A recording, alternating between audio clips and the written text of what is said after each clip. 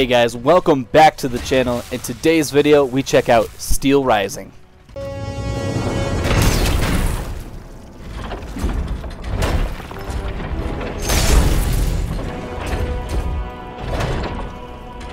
Welcome back everyone. Like I said, we are jumping into Steelrising today. Before we get started with the video, just want to remind everyone to hit that subscribe button, hit that like button. We're almost at 500 subscribers. You guys are freaking awesome, and I am so grateful for all the support that you guys continue to show me. So yeah, we're jumping into Steelrising, which is the newest game in the long list of games that are trying to be Souls-like. This one takes place during like the French Revolution, and you play as a automat. I can never say it right. The automats, something like that. You play as a robot named Aegis, who's a dancer for one of the queen's daughters, I believe. You're this dancer for a royal family member. The king's gone crazy. He's deploying all these friggin' robots everywhere and basically killed everybody.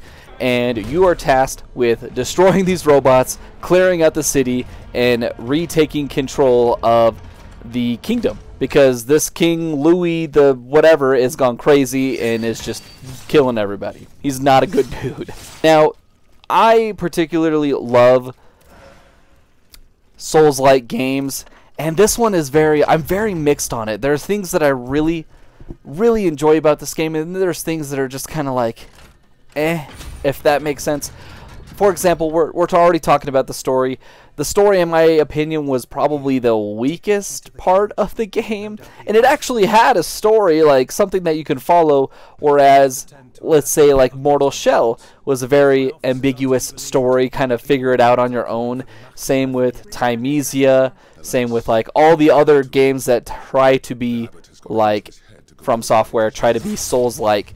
And this one has like actual stories, actual cutscenes, actual like dialogue and choices, but at the same time I just didn't care about the story. It just seemed kind of, I don't want to say boring, because I was still invested at moments of it, but there's a lot of parts in the story that were just very uninteresting. And on top of that, like all the characters, I don't know French and I can't speak French, and I don't know if maybe that's because there's like a language barrier, because they do say things in French. I mean, they put the parentheses kind of there to tell you what they're saying, but all their names are very French-sounding names, so it's hard for me to distinguish which character was who, especially when a lot of the characters looked very similar. They all look like George Washington. They all got the white powder puff wigs on with the curls. They all got, like, you know, they're the same kind of style clothing, so like no one really stood out. There was a few characters that I could tell the difference between, like there was one character where he lost his wife, or he thought he lost his wife and you're tasked with finding her,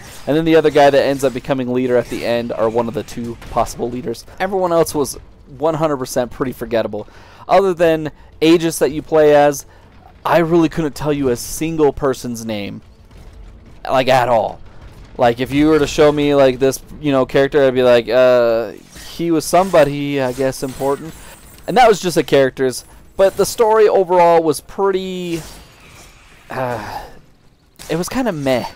I would say, like, the first half of the game, I was pretty invested. The story was pretty good. But then after about halfway through, or maybe even a third of the way, you know, the last chunk of the end, I just really didn't care. And that kind of goes with, like, the side missions, too. I felt like the first half of the side missions was awesome. I'm unlocking different parts of the map. I'm finding different equipment, different abilities to unlock more areas, like kicking down walls, a grappling hook, things like that. And I think it's about halfway. Maybe it's, you know, 3/4, give or take. Basically, the last little stretch of the game, the last couple hours of the game, were just not very good in my opinion. The boss fights were fun, but like as far as like story goes, story was kind of and even the side missions, the first half was great. Second half just seemed, I don't know if it was maybe rushed. It didn't seem rushed, but it just seemed that the final like missions, the final side missions were just very uninteresting to me. But the most enjoyable part of Steelrising is, of course, the combat. Just like any other Souls game, this is where you have to really nail it, otherwise it all just kind of falls apart. Yeah, the story was very, I would say, lackluster in my opinion, but the combat here is fantastic. It feels clunky and janky, and maybe if you weren't a robot and you weren't fighting robot enemies, maybe I would be annoyed about how janky it is, but it seemed like that it was janky and it fit right in. Like, it was a little bit of a kind of a learning curve. Like, when I first booted up the game and was playing, I was like, oh, okay, the game literally feels janky. That's literally what I said within like the first hour of the game. And then after a while, I got, you know, the combat started to click with me, and I was weaving in and out of enemies and knocking them down. The combat here is phenomenal. You can start out with a couple different classes. I went with the Dancer. It seemed like the most agile, and with the trailers and stuff, them moving around, I wanted to do somebody that was really fast, had like the big fins, and I'm slashing enemies, and I wanted to be very agile but also strong. And depending on which class you start out with, you have different stats, and then you have also a different weapon. Combat is very similar to any other Soulsborne. You got your light attacks and your heavy attacks. But with here, you have, I would say that this is their version of like trick weapons, like Bloodborne, where if you do the R or L2, it does a special ability. Some of them is just to be able to counter, which I think is kind of lame. I thought you should have been able to counter with a lot of weapons, but some of them will shoot, you know, a cannon, or some of them will apply frost to a weapon or frost to an enemy. So there's like a bunch of different like variety, especially with the weapons. There are so many weapons in this. I was actually surprised at how many that there was. Compared to games like Mortal Shell or Timesia, this one just blew both of them out of the water as far as weapon variety and even just like upgradability. There's so many more different stats you can go into opposed to just like, you know, one or two. And even in Timesia, you only had 3, and it's been a while since Mortal Shell, but this one you had like 6, I believe, different stats that all kind of did something different. But I experimented with it a little bit, and honestly, at least for the Dancer class, you just want to upgrade agility and I would say a little bit of health if you wanted to, but there's so many different mods in the game that can just give you like a ton of health that it's almost pointless to invest in that one, especially when you can get mods that literally, like I got one mod that literally gave me like almost half a health bar worth of health, and I was like, holy cow, like why did I even invest any skills in this? There's a ton of enemy variety in this game, from just like these weird like trumpet dudes or violin playing dudes to like you got like these giant huge dudes that look like they got a big old pillar from out of like the building and stuff like that. So there's a lot of enemy variety here. I actually really enjoyed it, and it's kind of cool. When you first start out, you encounter a lot of the same enemies, and as you progress in the story, you encounter some of those same enemies, but now they have a spear, or now they have a shield, or they are much faster, or they hit harder, or now this one does fire damage. It pretty much all those same enemies kind of advance as you're getting more advanced, and I thought that was kind of cool. Let alone, like at the end, pretty much every enemy is like has a self-destruct. Once you get to like a certain chunk of their health, I felt like there are so many enemies that just blew up, and fire does a ton of damage in this game, and even just the explosions do a ridiculous amount of damage. So it seemed like once you got like have like a fourth of their health left, they would just try to blow themselves up. There's a little bit of a customization in this game, from, you know, hats, different jackets, within pants, and different types of shoes, all with their different perks that they could give them. Nothing too crazy. I mainly just went with what looked cool, as I do with any other Souls game. Sometimes I'll go with stuff that is actually like worth it, but the perks here weren't too diverse here.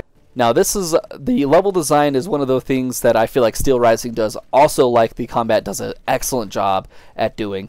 I thought that it was so cool to see all these different areas interconnected, and you've been in this area for a while now, and all of a sudden you get to this one spot, open it up, and then you hop to the other side, and you're like, wait a minute, this place looks familiar. And they took that to like a whole nother level. It actually reminds me a lot of the original Dark Souls 1, where like so many different levels were interconnected, except for here, it's just one area, but you have so many different branching paths. There's like 7 or 8 main different locations, and it would have been kind of cool to see them all interconnected, but just the levels within themselves were super interconnected, and it was really awesome getting a new ability now that you can punch down walls or kick down some gates. It was cool to see what new things led to that, where that area, and you know, a whole other part of the map just opened up, especially when you could do those things. Or you get a grappling hook, and now there's levels that are vertical now. There's a lot more things that are up in the air, within buildings, within rooms, and that just added a ton of exploration to the levels, and I actually really enjoyed that quite a bit. I wanted to touch on this a little bit, was just the traversal. I thought was pretty cool. Basically, just like any Souls game, you have your stamina. When your stamina runs out, you have to go slow and wait for it to recharge up. Now here, they do something cool. Because Aegis is a robot, you can kind of see the gears on her back, you know, ticking almost like clockwork, and all the different gears and whatnot twisting. Well, when Aegis runs for too long, you could see the ring on her back start to heat up. And when she goes too fast and she overheats, that actually sparks and pops, and she like slows down. And I just thought it was a nice little touch.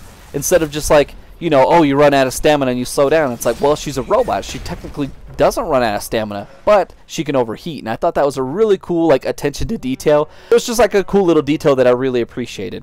Now, the last but not least is my favorite part about any Souls game, and it is the bosses. The bosses here, I'm just going to say it, they were flat out easy. I think I only died to maybe a couple of them, but I beat pretty much 99% of them first try. And even like the first boss that you fight at all in Steelrising, that's the one I lost to. Probably I died twice to that one, and that was just me trying to figure out my bearings with the game, because like I said, it was a little janky and it was a little bit of a learning curve, at least for me at the beginning. And then there's another one where I was just kind of being reckless because the boss was so easy that like I wasn't keeping an eye on my my health, and I guess I was caught on fire, and fire does damage over time if you don't sprint to put it out, and I died that way. But pretty much every single other boss I beat first try. Now they were cool. I loved the bosses. They looked cool, and a lot of them looked like a giant like gorilla, or you had some boss that was like a scimitar that had like a half horse half man. So like the bosses themselves looked cool. All the different robots and automats that you fought were all very cool looking. Some of them had different abilities. The problem is, like I said, they were just easy. If you're looking for an easy Souls game and you always wanted to jump into, you know, a From Software title or a Souls-like game in general, I would say that this one was definitely be one to jump into if you've always just wanted to get a taste of how it is, because this one was even easier than Demon Souls, and I thought Demon Souls was pretty dang easy, and I beat almost all of those bosses first try as well. So bosses here were super cool. My only issue with them is, one, that, yeah, they were pretty weak, and certain things made them like were just flat out broken. For instance, like grenades, like explosive grenades, or the like stun grenades. I forget what they call them here, where they paralysis, they stun you kind of thing. They just did so much damage, and then like they stop, and you can go up and you can do a super move on them, or you know, do a riposte and get like a ton of damage. And so it just seemed like a lot of the bosses were just mega weak to these grenades. And there was even one time, I'll see if I could throw it up on screen, where I literally just had a bunch of explosive grenades that I hadn't used yet, and I was just like, oh, let me see how much damage I could do just chucking. I had like 12, and I literally almost deleted the health bar of one of these bosses just with the grenades alone. It was ridiculous. One of the other things that I didn't like with the bosses is that they were almost random sometimes. You know, where you're going through an area and you can almost be like, you go down a hallway or you turn around a corridor and you're like, yep, this is going to be a boss fight.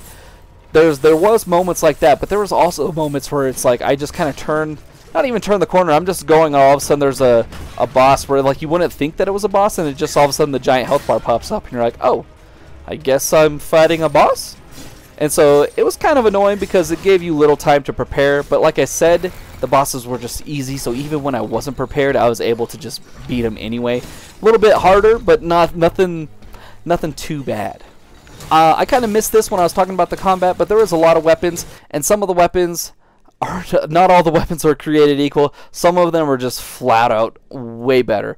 For instance, the Nemesis claws that you get super early game are just ridiculously powerful. You're so fast with them, especially when you're doing the dancer class, and I had my agility all the way upgraded. You could do so much damage, and once you do enough damage, it basically is a posture break, almost like Sekiro, where you do enough and the little diamond that you lock onto pops, and then they're stuck for a moment, and you could do a ton of damage when they're frozen like that. And I used probably the Nemesis claws for a good chunk of the game, and they were just so OP. That, and they have the ability to counter, which not all weapons can counter. It's the same as like a parry, and when you do an actual counter, it raises the posture. Their posture meter goes higher and higher, and especially like some of the bigger bosses that have super telegraphed moves, or big enemies or mini bosses that have super telegraphed moves, super easy to get that meter all the way up and deliver a big final blow.